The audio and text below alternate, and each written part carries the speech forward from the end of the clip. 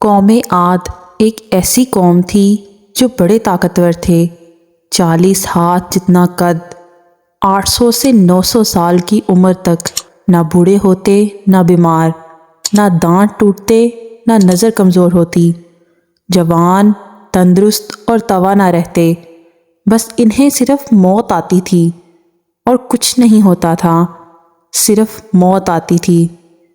ان کی طرف اللہ تعالیٰ نے حضرت ہود علیہ السلام کو بھیجا۔ انہوں نے ایک اللہ کی دعوت دی، اللہ کی پکڑ سے ڈرایا، مگر وہ بولے، اے ہود، ہمارے خداؤں نے تیری عقل خراب کر دی ہے۔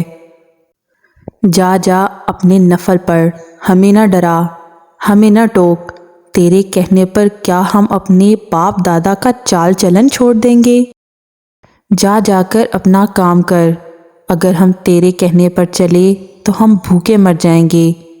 انہوں نے شرک، ظلم اور گناہوں کے طوفان سے اللہ کو للکارا، تکبر اور غرور میں بدمست ہوئے، جس کو قرآن میں یوں بیان کیا گیا۔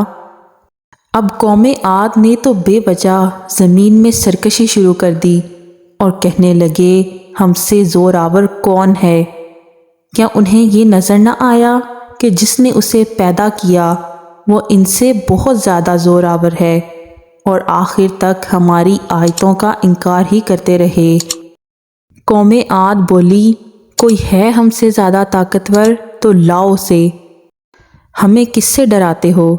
اللہ نے قحط بھیجا، بھوک لگی تو سارا غلہ کھا گئے، مال مویشی کھا گئے، حرام پر آ گئے، چوہے، بلی، کتے کو کھا گئے، سانپ کھا گئے، درخت گرا کر اس کے پتے کھا گئے، بھوک نہ مٹی، نہ بارش ہوئی، نہ قطرہ گرا اور نہ ہی غلہ اگا۔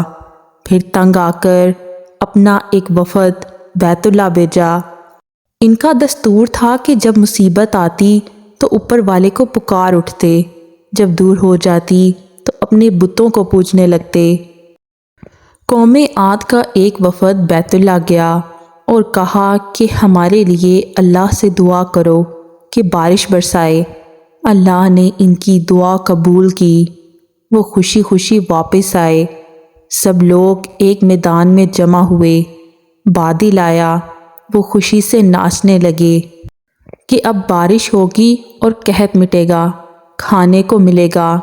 کیا پتہ تھا کہ وہ بارش نہیں، اللہ کا عذاب ہے، جو تم ہود سے کہتے تھے کہ لے آؤ، جس سے ہم کو ڈراتے ہو۔ اس بادل میں ایسی تند و تیز ہوا تھی کہ جس نے ان کو اٹھا مارا اور ان کے گھر اڑا دیے۔ 40 ہاتھ کے قد اور لوگ تنکوں کی طرح اڑ رہے تھے۔ ہوا ان کے سروں کو ٹکراتی تھی، اتنی زور سے ٹکراتی تھی کہ ان کے بھیجے نکل کر منہ پر لٹک گئے۔ بعض لوگ بھاگ کر غار میں گھس گئے کہ یہاں تو ہوا نہیں آ سکتی، مگر میرے رب کا حکم ہو کر ہی رہتا ہے۔ ہوا غار میں پگولے کی طرح داخل ہوتی اور ان کو باہر اٹھا کر پھینک دیتی۔ اللہ نے فرمایا، کیا کوئی باقی بچا؟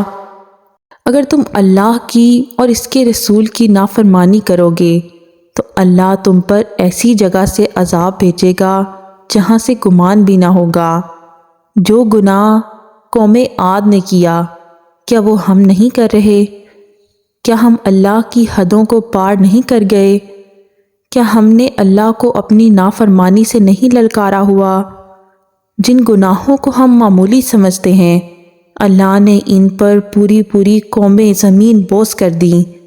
توبہ کرو، اللہ سے ڈرو، قرآن پڑھو۔ استغفر اللہ ربی من کل ذنب و اتوب۔